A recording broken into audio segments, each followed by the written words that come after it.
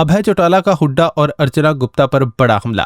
इनेलो नेता अभय चौटाला ने कांग्रेस नेता भूपेंद्र सिंह हुड्डा और भाजपा की प्रदेश अध्यक्ष अर्चना गुप्ता पर तीखा हमला बोला। अभय चौटाला ने हुड्डा पर निशाना साधते हुए कहा कि हुड्डा हमें वोट काटू कहता था, लेकिन ये तो वोट बेचकर आया है।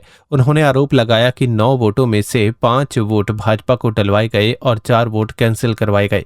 अभय चौटाला ने अर्चना गुप्ता के बयानों पर भी कड़ा पलटवार किया। उन्होंने कहा कि अर्चना गुप्ता को बोलने की तमीज होनी चाहिए।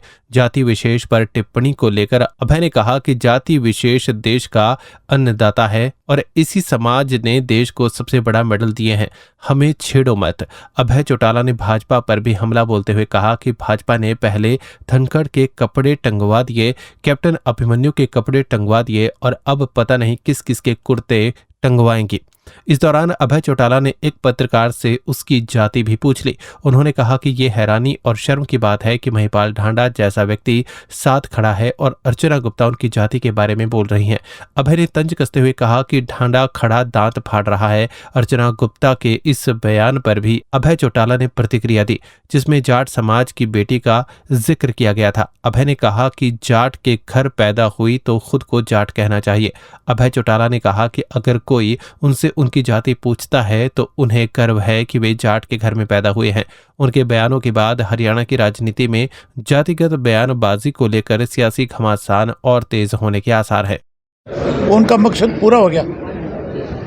हुड्डा से वो केवल अपनी मदद कराना चाहते थे, इसलिए रोज उनको डराते थे और ये कहते थे भी आपके खिलाफ इतने मुकदमे हैं, इतनी इंक्वायरियाँ पेंडिंग है, इतनी इंक्वायरी हम करा सकते हैं जिससे आपको जेल जाना पड़ेगा। उनके खिलाफ ईडी का पर्चा दर्ज हुआ चुनाव से पहले और उसी ईडी के पर्चे दर्ज करके हुड्डा के ऊपर प्रेशर बनाया और हुड्डा ने जेल के डर से बीजेपी से समझौता किया। उसके बाद हमें तो ये कहता था कि हम वोट काटू है, ये तो वोट बेच के आया है। हरियाणा प्रदेश नहीं, देश के बच्चे बच्चे को पता है कि हुड्डा ने 9 वोट 5 कैंसिल करवाए, 5 वोट बीजेपी के पक्ष में डलवाए और 4 कैंसिल करवाए। तो किसी से छुपा हुआ नहीं है। ये तो वोट बेचने वाले लोग हैं बेचारे, काटने वाले भी नहीं हैं। हम तो इनकी रांद काटने वाले हैं और हम काटेंगे जरूर। अबे जी, बीजेपी प्रदेश अध्यक्ष ने विशेष वर्ग की बात करी है, खूंटी पे कुर्ता पजामे टंगे होने की बात करी है, क्या कहेंगे? अब पानीपत के लोगों को इस बात के लिए शर्मिंदा होना पड़ता है कि उनकी बदकिस्मती है कि उनके यहाँ पे एक ऐसी औरत है जिसको बात करने की भी तमीज़ नहीं है, तहजीब नहीं है। किस जाति विशेष की बात करती है, वो जाति विशेष जो है इस देश की अन्नदाता है। वो जाति विशेष इस देश की सबसे बड़े रक्षक लोगों के नाम आता है। इस जाति विशेष के लोग इस देश को सबसे ज़्यादा मेडल देने का काम करते हैं। हम इस देश का सम्मान बढ़ाते हैं। हमें छेड़ो मत, ज़्यादा छेड़खानी करोगे तो फिर बहुत तंग होना पड़ेगा। धनखड़ जी के कुर्ते पजामे टंगे हैं एथनॉल बेचने के चक्कर में जो एक मिनट वो बात आप जब आपकी अर्चना आ जाए उससे पूछ लेना भी तेने अभिमन्यु के टंगवा दिए, तेने धनखड़ के टंगवा दिए, तेने और किस किस के टंगवाने हैं तेरी पार्टी में, वो बता दे।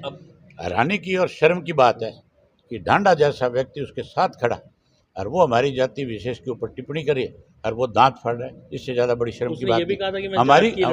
हमारी कौम के लिए इससे बड़ा और शर्मिंदा नहीं कर सकते। तो ये भी कह दिया कि मैं जाट की लड़की हूँ, जाट की बेटी हूँ, ये भी बोल। आप किस जाति में पैदा हुए? पंजाबी हूँ। आप पंजाबी हो। आप पंजाबी कहते हुए संकोच तो निकल बिल्कुल कहूँगा। तो वो अगर जाट के घर पैदा हुई है तो उसको जाट कहना चाहिए, अपने आप को लिखना चाहिए। मेरा एक सवाल, मेरे से कोई पूछ ले एथनॉल कि आपकी क्या जाति है, अरे ठहर जा मेरा भाई, क्या जाति है आपकी, तो मैं सीधा बता दूंगा कि मेरी जाति जाट है, मैं जाट के घर में पैदा हूँ, मुझे गर्व है कि मैं जाट के घर पैदा हूँ। लेकिन मैं जाट के घर में पैदा होकर 36 जात के लोगों को हर वक्त मेरी एक ये समझो कि